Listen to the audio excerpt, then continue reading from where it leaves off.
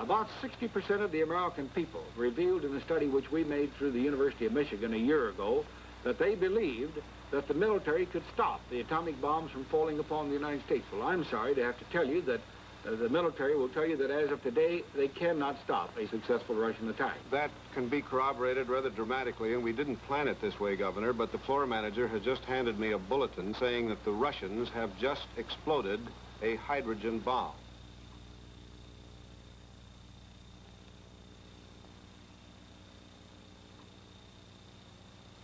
We must learn to live in a world where we have the hydrogen bomb and the enemy of freedom has the hydrogen bomb. Risk is something the military doesn't have a corner on. Occupational hazards are accepted in a matter-of-fact manner in civilian life. Risk is part of the pattern of daily routine.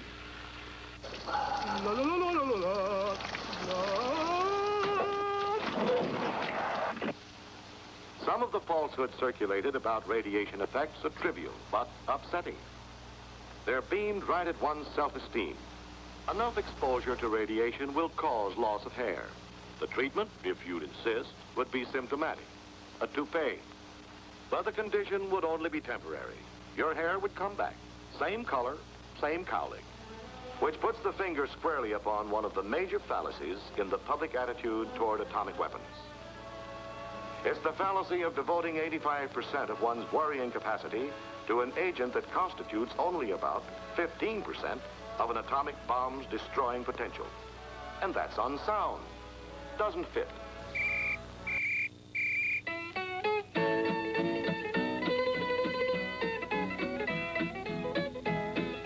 Everybody's worried about the atomic bomb, but nobody's worried about the day my Lord will come, when he'll hit great God Almighty like an atom bomb. When he comes, when he comes.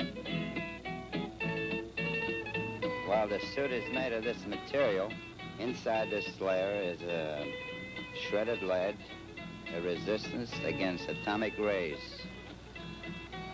Okay, Richard, on your way to the air raid shelter. Everybody's worried about the atomic bomb. We're going to be talking about nuclear energy and the kinds of things that could happen with an atomic emergency. And we do this not to worry you, but or frighten you, but really, we've got to admit we live in an atomic age. There is an atomic bomb. So we have to be aware of this and know what to do in case an emergency happens.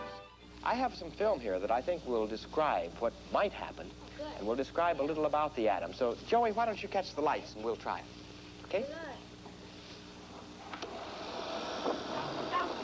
Deedle-dum-dum, deedle-dum-dum. There was a turtle by the name of Bert, and Bert the turtle was very alert. When danger threatened him, he never got hurt. He knew just what to do. He ducked and covered, ducked and covered. Now, you and I don't have shells to crawl into like Bert the Turtle, so we have to cover up in our own way. Paul and Patty know this. No matter where they go or what they do, they always try to remember what to do if the atom bomb explodes right then. It's a bomb. Duck and cover. Here's Tony going to his Cub Scout meeting. Tony knows the bomb can explode any time of the year, day or night. Duck and cover. Atta boy, Tony. That flash means act fast. Sundays, holidays, vacation time, we must be ready every day, all the time, to do the right thing if the atomic bomb explodes. Duck and cover. That's the first thing to do. Duck and cover. First, you duck, and then you cover. You duck and cover tight. Duck and cover under the table. It's a bomb. Duck and cover. Duck and cover. Duck and cover. Duck and cover. Duck and cover. Duck and cover. Duck and cover yourself. Duck and cover. Duck and cover. Duck and cover. He did what we all must learn to do. You and you and you and you, you and you and you and you, you and you and you and you, you.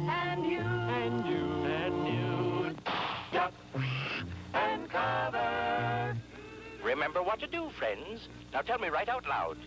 What are you supposed to do when you see the flash?